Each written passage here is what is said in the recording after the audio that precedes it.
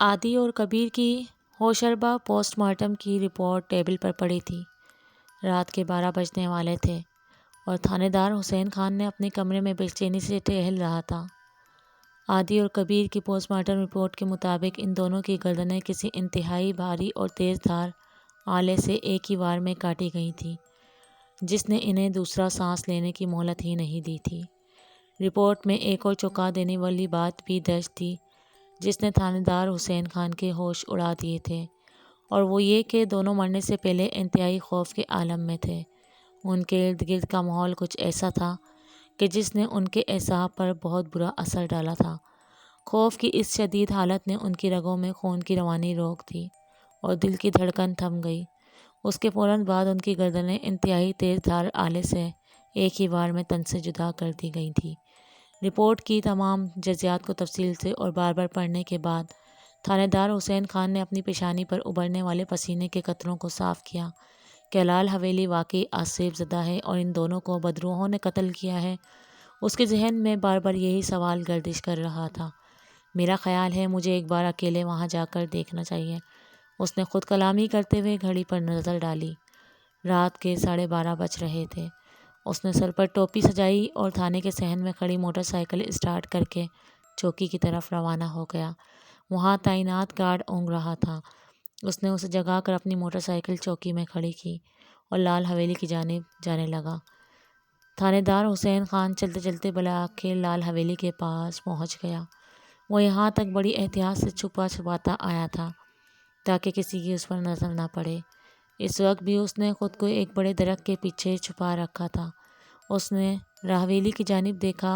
ہیبت ناک لال حویلی چاندنی رات میں گہری نیند سو رہی تھی، لیکن تھانے دار حسین خان کو نہیں معلوم تھا کہ اس کی نحوست کچھ ہی دیر میں جاگ جائے گی۔ اس نے اپنے ارد گرد ماحول کا جائزہ لیا اور پھر لال حویلی کی جانب دیکھنے لگا، جیسے وہ یہ سوچ رہا ہو کہ اپنے اگلے اقدام کے طور پر اس کو اب کیا کرنا چاہیے۔ اس سے پہلے کہ وہ کسی نتیجے پر پہنچتا، اس کے کانوں میں کسی کی گھٹی گھٹی آواز داخل ہوئی۔ اس نے ایک بار پھر آس پاس کا جائزہ لیا، لیکن ہر چیز ساکت تھی۔ اسے وقفے وقفے سے کسی کے کرانے کی گھٹی گھٹی آواز آ رہی تھی۔ اس نے آواز کی سمت کا تعین کیا تو وہ لال حویلی کی بائیں جانب سے آ رہی تھی۔ تھانے دار حسین خان درختوں کی آڑ لیتا بنا شور کیے نہایت ہی غیر محسوس طریقے سے آواز کا تعاقب کر رہا تھا۔ آواز کا منبع لال حویلی کی دائیں جانب موجود درختوں کا جھنڈ ہی تھا، اس لیے وہ اسی سمت بڑھتا رہا۔ جب وہ درخت کے پیچھے چھپ چکا تو اب اسے آواز زیادہ واضح آنے لگی تھی۔ اس نے ہمت جمع کی اور درخت کی آڑ سے اپنا چہرہ آہستہ آہستہ باہر نکال کر دیکھا۔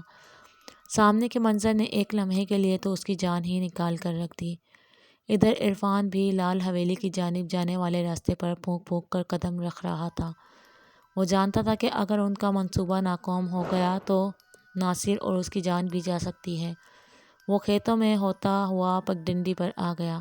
اس نے ٹارچ روشن کی اور خراماں خراماں چلنا شروع کر دیا۔ اگرچہ وہ بڑے اطمینان سے چل رہا تھا، لیکن جو جو وہ لال حویلی کے قریب ہوتا جا رہا تھا تو اس کے دل کی دھڑکن تیز ہوتی جا رہی تھی۔ سوال خود سوچتا ہے اور امتحان کے لیے مجھے آگے کر دیتا ہے۔ ناصر، تجھے خدا پوچھے، تیری یاری نے ہر بار برا پھنسایا۔ پہلے تو بدروحوں نے چھوڑ دیا تھا، آج پکڑ لیا تو حال برا ہوگا۔ عرفان منہ ہی منہ میں بڑبڑاتا لال حویلی کی جانب گامزن تھا۔ لال حویلی کے باہر واقع چوکی پر پہنچا تو وہاں اسے چودھری شمشیر کا کوئی بھی ملازم دکھائی نہ دیا۔ حیرت ہے، چوکی آج بھی خالی ہے، یہاں لوگ مر رہے ہیں اور اس کے ملازم ڈیوٹی ہی نہیں دیتے۔ کل جا کے چودھری شمشیر کو ان کی شکایت لگاؤں گا۔ وہ منہ ہی منہ میں بڑبڑایا اور آگے بڑھ گیا۔ لال حویلی کے قریب پہنچ کر اس نے ٹارچ بند کر کے جیب میں ڈال لی اور ڈر کے مارے وہ لال حویلی کی جانب دیکھ نہیں رہا تھا۔ پھر اچانک اسے خیال آیا کہ ناصر نے عقبی سمت سے لال حویلی میں داخل ہونا ہے۔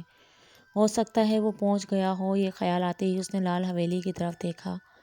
ایک لمحے کے لیے تو وہ کانپ اٹھا۔ لال حویلی رات کے وقت بذات خود بہت بڑے بھوت کی مانند لگ رہی تھی۔ اسے لال حویلی میں کوئی نظر نہ آیا، ہر طرف گہرا سکوت طاری تھا۔ چلو، میرا کام تو ختم ہوا، اب ناصر جانے اور بدروح ہیں۔ عرفان اپنے آپ سے مخاطب ہوا اور نہایت اطمینان سے آگے بڑھ گیا۔ ناصر نے اس کے ذمے یہی کام لگایا تھا کہ وہ لال حویلی کے سامنے سے گزرے تاکہ چوکی میں موجود ملازموں کا دھیان بٹ جائے اور وہ آرام سے عقبی سمت سے لال حویلی میں داخل ہو سکے، لیکن چوکی تو خالی تھی، اس لیے اس کا کام ختم ہو چکا تھا۔ اس نے سوچا اس سے پہلے کہ کسی بدرو سے ٹکر ہو جائے، اس سے پہلے ہی یہاں سے رفو چکر ہو جانے میں ہی عافیت ہے۔ اس نے ابھی چند قدم ہی بڑھائے تھے کہ اس کے کانوں میں گھٹی گھٹی سی آواز پڑی، جس نے اس کے پیر منجمد کر دیے۔ گھٹی گھٹی آواز سے لگ رہا تھا جیسے کسی کے منہ پر کپڑا باندھا گیا ہو اور وہ چیخنے کی ناکام کوشش کر رہا ہو۔ ڈر کے مارے اس کے پسینے چھوٹ گئے۔ اس نے فوری طور پر اپنے آپ کو ایک درخت کے پیچھے چھپا لیا۔ گھٹی گھٹی سی آواز فضا میں وقفے وقفے سے تحلیل ہو رہی تھی۔ کتنی ہی دیر وہ یوں ہی چھپا رہا۔ اسے اب یہ سمجھ نہیں آ رہی تھی کہ وہ منصوبے کے مطابق آگے کی طرف بھاگے یا پیچھے کی طرف جائے اور ناصر کو اس صورتحال کے بارے میں آگاہ کرے۔ اس نے پیچھے جانے کا ارادہ کیا تو اسے ناصر کی تنبیہ یاد آ گئی۔ اس نے کہا تھا کہ چاہے کچھ بھی ہو جائے پیچھے واپس نہیں آنا، اور ویسے بھی منصوبے کے مطابق عرفان کی پکی سڑک پر پہنچنے کے بعد ناصر نے بھی اسے وہیں ملنے کا کہا تھا۔ پھر اچانک اس کے ذہن میں خیال آیا کہ ہو سکتا ہے ناصر لال حویلی میں داخل ہو چکا ہو، اس لیے مجھے ہر صورت آگے ہی جانا چاہیے۔ یہ خیال آتے ہی اس نے ہر خطرے کا سامنا کرنے کا فیصلہ کر لیا۔ درختوں کی آڑ لے کر وہ نہایت ہی غیر محسوس طریقے سے وہ لال حویلی کے بائیں جانب موجود درختوں کے جھنڈ کی جانب بڑھ رہا تھا۔ جو وہ آگے بڑھ رہا تھا تو آواز زیادہ ہوتی جا رہی تھی۔ اس نے درخت کی آڑ لے کر سانس درست کی اور ہمت کر کے باہر جھانکا تو اسے اپنے پیروں تلے زمین نکلتی محسوس ہوئی۔ سامنے والے درخت کے ساتھ کسی کو رسیوں کی مدد سے کس کر باندھا گیا تھا۔ اس شخص کے بالکل سامنے 4 بدروہیں ایک دوسرے کے آمنے سامنے ہاتھ باندھے کھڑی تھیں۔ 2 اس شخص کے دائیں جانب کھڑی تھیں جبکہ 2 اس کے بائیں جانب، لیکن انہوں نے اپنے سر جھکا رکھے تھے۔ انہوں نے کالا سیاہ لباس زیب تن کر رکھا تھا اور سر پر ہٹ نما بڑی سی ٹوپی نے ان کے چہرے چھپا رکھے تھے۔ ان کا لباس اتنا ڈھیلا ڈھالا تھا کہ ہاتھ پاؤں حتیٰ کہ ان کے جسم کا کوئی حصہ بھی نظر نہیں آ رہا تھا۔ عرفان کے جسم میں خوف کی لہر سرایت کر گئی۔ حبس کے موسم میں بھی اس کا جسم سرد پڑنے لگا تھا۔ اس نے پھر ہمت جمع کر کے سامنے کا منظر دیکھنے کی کوشش کی۔ چاندنی رات میں اگرچہ تمام منظر واضح تھے، لیکن پھر بھی وہ درخت کے ساتھ بندھے شخص کو پہچاننے میں دقت محسوس کر رہا تھا۔ اس کے منہ پر کپڑا باندھا گیا تھا، اس لیے جب بھی وہ چیخنے چلانے کی کوشش کرتا تو اس کے گلے سے گھٹی گھٹی آواز ہی نکل رہی تھی۔ دوسری جانب تھانے دار حسین خان بھی درخت کی آڑ لے کر یہ سارا منظر دیکھ رہا تھا۔ اسے اپنی آنکھوں پر یقین نہیں آ رہا تھا کہ واقعی بدروحوں کا بھی کوئی وجود ہوتا ہے۔ اس شخص کے دائیں بائیں بدروہیں سروں کو جھکائے ایک دوسرے کے آمنے سامنے کھڑی تھیں۔ ایسا لگ رہا تھا جیسے انہیں کسی کے آنے کا انتظار ہو۔ تھانے دار حسین خان کو کچھ سمجھ نہیں آ رہی تھی کہ یہ سب ہو کیا رہا ہے۔ وہ اسی شش و پنج میں مبتلا تھا کہ اچانک فضا میں گھنگرو کی آواز ابھری۔ چھن چھن چھن چھن چھن۔ گھنگرو کی آواز حویلی کے اندر سے آ رہی تھی، لیکن اس کے ساتھ ایک اور آواز بھی تھی جیسے کوئی لوہے کی بھاری چیز گھسیٹ رہا ہو۔ آواز دم بدم لال حویلی کے گیٹ کی جانب بڑھ رہی تھی۔ تھانے دار حسین خان اور ناصر دونوں ایک دوسرے کی موجودگی سے بالکل بے خبر سہمے سہمے یہ سارا منظر دیکھ رہے تھے۔ لال حویلی کا بھاری بھرکم آبی گیٹ ایک دم کھلا اور اگلے منظر نے ان کے اوسان مزید کھتا کر دیے۔ ایک بدرو بہت بڑے کلاڑے کو زمین پر گھسیٹتی ہوئی درخت پر بندھے شخص کی جانب بڑھ رہی تھی۔ گھنگرو بھی اس نے باندھ رکھے تھے۔ اسے دیکھ کر درخت کے ساتھ بندھا شخص زور زور سے ہلنے لگا۔ اسے اپنی موت سامنے نظر آ رہی تھی۔ بدرو بھاری بھرکم کلاڑے کو گھسیٹتی ہوئی اس کے قریب پہنچ گئی تو پہلے سے کھڑی بدروؤں میں سے کسی نے اس سے کوئی بات کی، جسے سن کر بعد میں آنے والی بدرو نے خوفناک کہکا لگایا۔ اس کے بعد سب بدروئیں شیطانی کہکے لگانے لگیں۔ ان کے مکروہ شیطانی کہکوں کی بدولت ماحول پر چھائی خاموشی ٹوٹ گئی۔ اچانک بڑی بدرو خاموش ہوئی تو دوسریوں کے کہکے بھی بند ہو گئے۔ ایک بدرو نے آگے بڑھ کر بندھے ہوئے شخص کے منہ سے کپڑا اتار دیا۔ بڑی بدرو نے بھاری بھرکم کلاڑا اپنے سر سے بلند کیا تو بندھا ہوا شخص دلدوز چیخیں مارنے لگا۔ عرفان نے اسے پہچان لیا۔ وہ گاؤں کا ہی ایک لاوارث پاگل شخص تھا جو پتہ نہیں کس طرح ان کے ہتھے چڑھ گیا تھا۔ اس کی بلند آہنگ چیخیں سن کر لال حویلی کے پیپل کے درخت اور آس پاس موجود درختوں پر بیٹھی سینکڑوں چمگادڑیں چیختی چنگاڑتی فضا میں چکر کاٹنے لگی، جسے وہ بھی اس شخص کی موت کے منظر سے خوب لطف اندوز ہو رہی ہوں۔ بڑی بدرو نے کلاڑا اپنے سر سے بھی بلند کر لیا، پھر ایک جھٹکے سے اس نے اسے گھمایا۔ اگلے ہی لمحے اس شخص کی گردن اڑ کر دور جا گری اور اس کا تیز دھار کلاڑا درخت کو چیرتا ہوا اس میں دھس گیا۔ عرفان نے یہ منظر دیکھ کر بامشکل اپنی چیخ ضبط کی۔ تھانے دار حسین خان بھی یہ روح فرسا منظر دیکھ رہا تھا۔ اس نے اپنا پستول نکالنے کے لیے بیلٹ پر ہاتھ رکھا تو معلوم ہوا کہ وہ جلدی جلدی میں پستول تھانے ہی بھول آیا ہے۔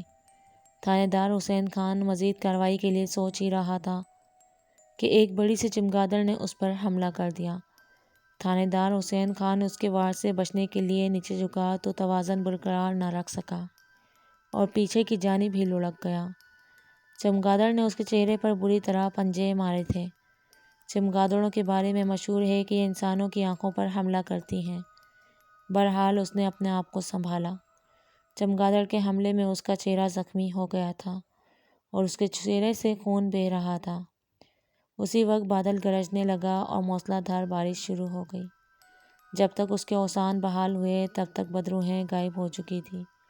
لال حویلی کا دروازہ بھی بند ہو چکا تھا۔ اتنے خوفناک مشن کے بعد اسے محسوس ہوا کہ اب وہ واپس جانے میں ہی بہتری ہے۔ صبح آ کر مزید کارروائی کروں گا۔ درختوں کی آڑ لے کر اس نے واپسی کی راہ لی۔ ادھر درخت کے پیچھے چھپے عرفان کی حالت بھی بہت ہی خراب تھی۔ جب ہر طرف خاموشی چھا گئی تو اس نے ڈرتے ڈرتے تھوڑی سی گردن باہر نکال کر دیکھا۔ درخت کے ساتھ اس شخص کی بنا سر کے لاش بندھی تھی۔ البتہ بدروحیں غائب ہو چکی تھی۔ تیز بارش کی وجہ سے چمگادڑیں بھی اپنی اپنی کمین گاہوں میں جا چھپی تھیں۔ اس نے اللہ کا نام لیا اور پکی سڑک پر جانے کے لیے پگڈنڈی پر چلنے لگا۔ اس نے آنکھیں بند کر کے گہرا سانس لیا اور دوڑ لگا دی۔ جتنی تیز وہ بھاگ سکتا تھا وہ بھاگتا رہا۔ اسے بس اتنا پتا تھا کہ اس نے اپنی منزل پر پہنچ کر ہی دم لینا ہے۔ اندھا دھند بھاگتے ہوئے اچانک اس کے سامنے بازو پھیلا کر ایک شخص کھڑا ہو گیا۔ عرفان اس نئی نازل ہونے والی مصیبت سے گھبرا گیا، لیکن وہ اتنی تیزی سے بھاگ رہا تھا کہ اپنا توازن برقرار نہ رکھ سکا اور ایک دھماکے سے اس سے جا ٹکرایا۔ اس شخص کی چیخ بلند ہوئی اور وہ پگڈنڈی سے شڑاب کی آواز کے ساتھ دھان کے کھیت میں جا گرا۔ عرفان نے اپنے حواس بحال کیے اور کی جانب دیکھا۔ وہ شخص بڑی مشکل سے کھڑا ہوا لیکن پاؤں پھسلنے سے پھر نیچے گر گیا۔ عرفان نے اسے وہیں چھوڑا اور پھر دوڑ لگا دی۔ ادھر ناصر دل ہی دل میں عرفان کی سلامتی کے لیے دعائیں مانگ رہا تھا۔ جب اسے گئے کافی دیر بیت گئی تو کھیتوں میں سے ہوتا ہوا ناصر لال حویلی کے عقب میں پہنچ گیا۔ حویلی کے گرد حفاظت کے لیے بندہ لال تعویذ اب اس کے سامنے تھا۔ وہ اللہ کا نام لے کر اسے پھلانگ گیا۔ لال حویلی کی عقبی دیوار کافی شکستہ تھا، بالآخر تھوڑی سی تلاش کے بعد اسے حویلی میں گھسنے کا راستہ مل گیا۔ یہ ایک شگاف تھا جو اتنا چوڑا تھا کہ وہ اس میں بآسانی داخل ہو گیا۔ وہ حویلی میں داخل ہوا تو حسب معمول ہر چیز ساکت تھی۔ یوں لگ رہا تھا جیسے ہوا کو بھی کسی نے لگامیں ڈال رکھی تھیں۔ ایک پتا تک نہیں ہل رہا تھا۔ سیانے کہتے ہیں خاموشی کسی بڑے طوفان کا پیش خیمہ ہوا کرتی ہے۔ ناصر کے لیے بھی اتنی گہری خاموشی وحشت کا باعث بنی ہوئی تھی۔ اس نے پیشانی پر ابلنے والے پسینے کے قطروں کو ہاتھ سے جھٹک کر پرے پھینکا۔ چاندنی رات اپنے عروج پر تھی۔ ناصر نے گرد و پیش کا جائزہ لینا شروع کر دیا۔ اس کے پاؤں کے نیچے لمبی لمبی دلدلی گھاس تھی۔ یہ حویلی کے عقب میں واقع باغ تھا۔ ویران ہونے کے بعد کسی نے چونکہ اس کا خیال نہیں رکھا تھا، اس لیے گھاس کافی خدخات نکل چکی تھی۔ گھاس کے نیچے پانی جمع تھا جو پتہ نہیں کہاں سے رس رس کر آ رہا تھا۔ ناصر نے جوگرز پہن رکھے تھے اور بڑی احتیاط سے قدم اٹھا رہا تھا۔ اس نے ابھی تک اپنی ٹارچ روشن نہیں کی تھی تاکہ کسی کو بھی اس کی موجودگی کا پتہ نہ چلے۔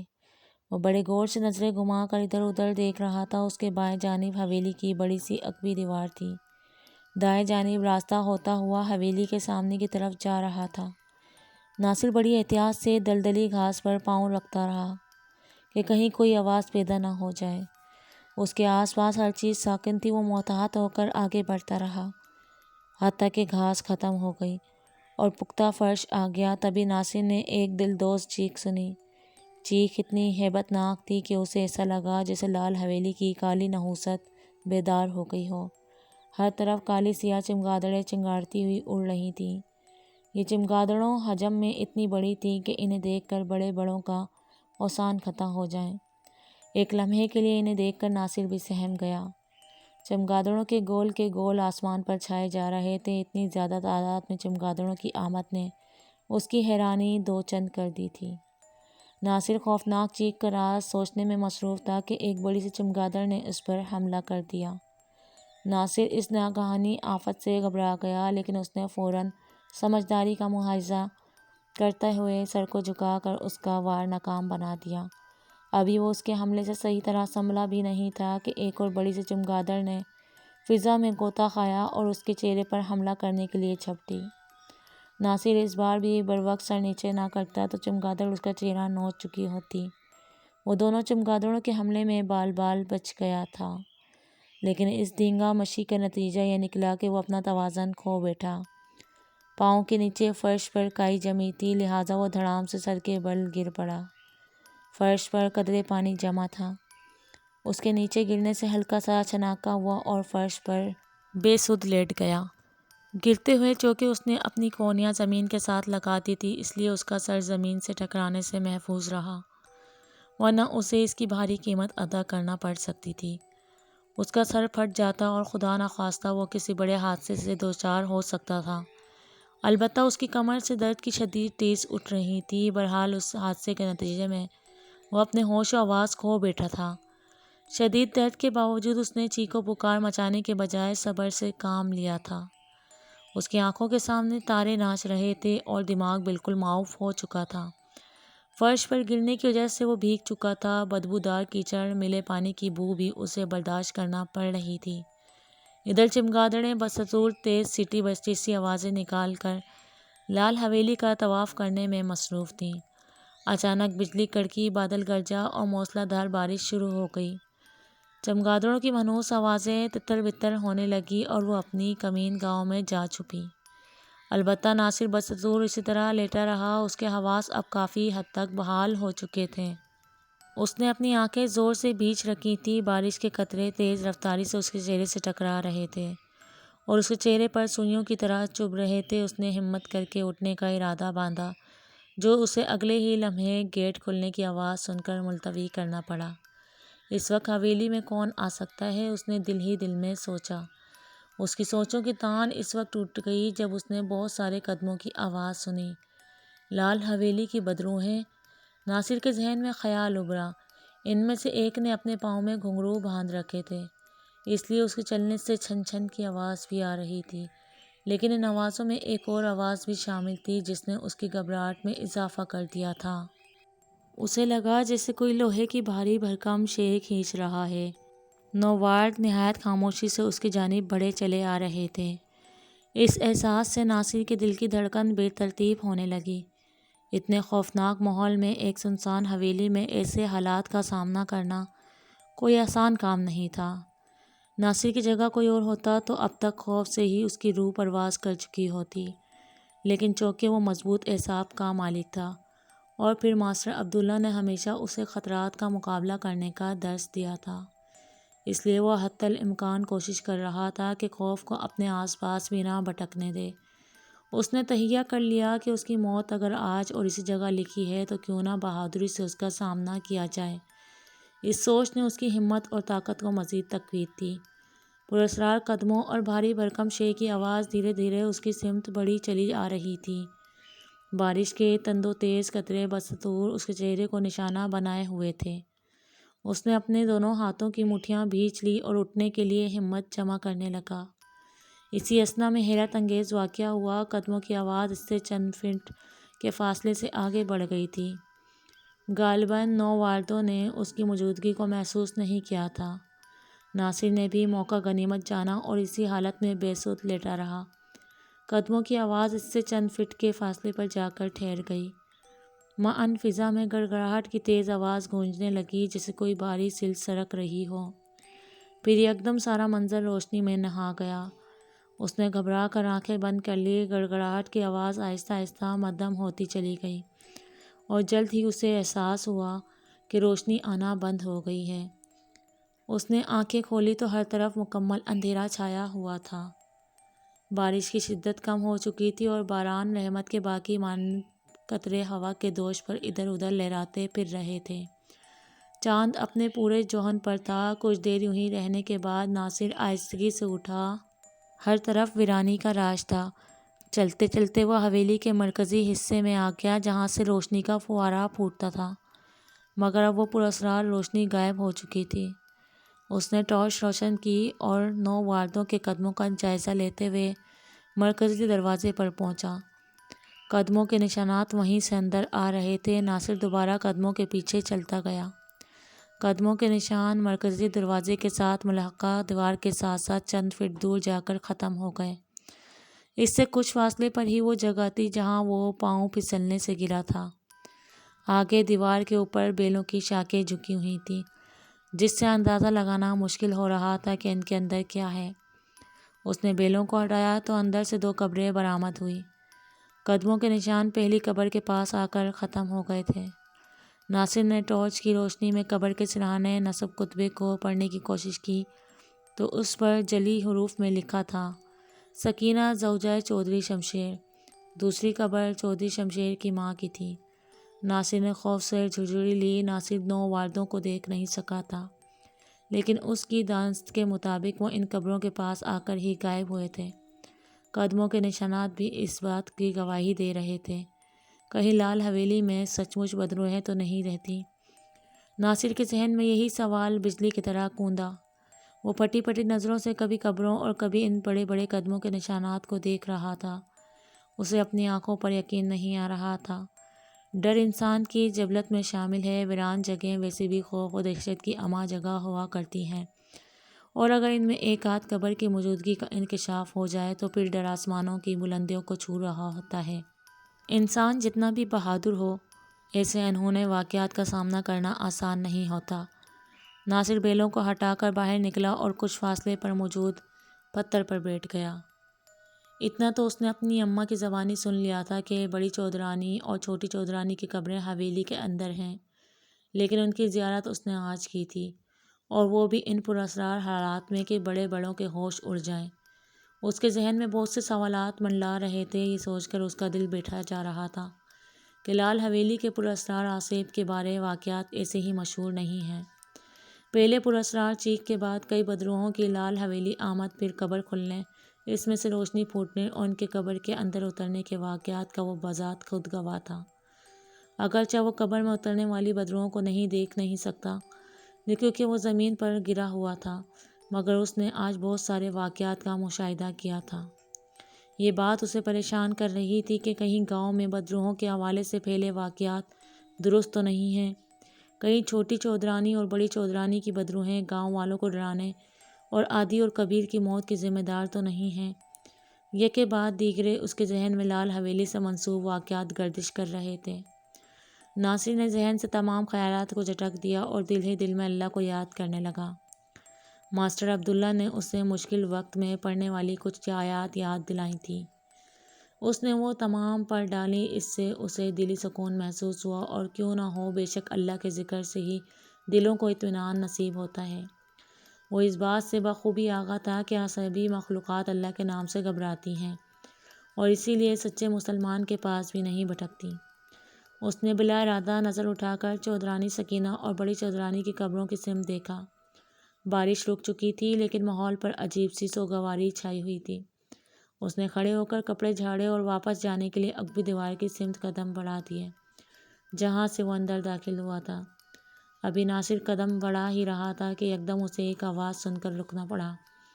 گڑگڑاہٹ کی آواز دوبارہ ابھر رہی تھی۔ اس نے تیزی سے پیچھے مڑ کر قبروں کی سمت دیکھا، مگر آواز وہاں سے نہیں آ رہی تھی۔ اس بار گڑگڑاہٹ کی آواز بہت مدھم تھی اور اس سے کچھ فاصلے سے آ رہی تھی۔ اس نے کان لگا کر سنا تو محسوس ہوا جیسے گڑگڑاہٹ کی آواز حویلی میں موجود کنویں سے بلند ہو رہی ہے، اور اسی کی وجہ سے زمین میں ہلکا سا ارتعاش بھی پیدا ہو رہا تھا۔ لیکن جتنی دیر میں وہ اس کے پاس پہنچا، آواز آنا بند ہو چکی تھی۔ ویران کنویں کی منڈیل ٹوٹی ہوئی تھی اور ایک جانب سے پیپل کا درخت کنویں میں سے ابھرا ہوا تھا۔ اس نے چاروں طرف گھوم کر اچھی طرح دیکھ لیا لیکن وہاں کوئی قبر نہیں تھی۔ اس کے خیال کے مطابق گڑگڑاہٹ کی آواز کا محور کنواں تھا، مگر وہاں کچھ نہیں تھا۔ شش و پنج میں مبتلا وہ وہیں کھڑا رہا کہ زمین میں ہلکی تھرتھراہٹ پیدا ہوئی۔ ناصر تھوڑا پیچھے ہٹا اور غور سے آواز کا مرکز ڈھونڈنے لگا۔ گڑگڑاہٹ کی مدھم آواز پھر ابھر رہی تھی۔ اس نے جلدی سے کنویں میں جھانک کر دیکھا، آواز ویران کنویں کی تہہ سے نکل رہی تھی۔ اس نے ٹارچ روشن کی اور کنویں کی منڈیر پر کھڑے ہو کر تہہ میں روشنی ڈالی۔ کنواں کافی گہرا اور تاریک تھا۔ کنویں سے درخت نکل آنے کی وجہ سے اسے تہہ میں کچھ نظر نہ آیا، البتہ زمین کی تھرتھراہٹ ختم ہو گئی اور گڑگڑاہٹ کی آواز بھی رفتہ رفتہ دم توڑ گئی۔ یا خدا، یہ کیا ماجرا ہے؟ ناصر مخمصے میں پڑ گیا۔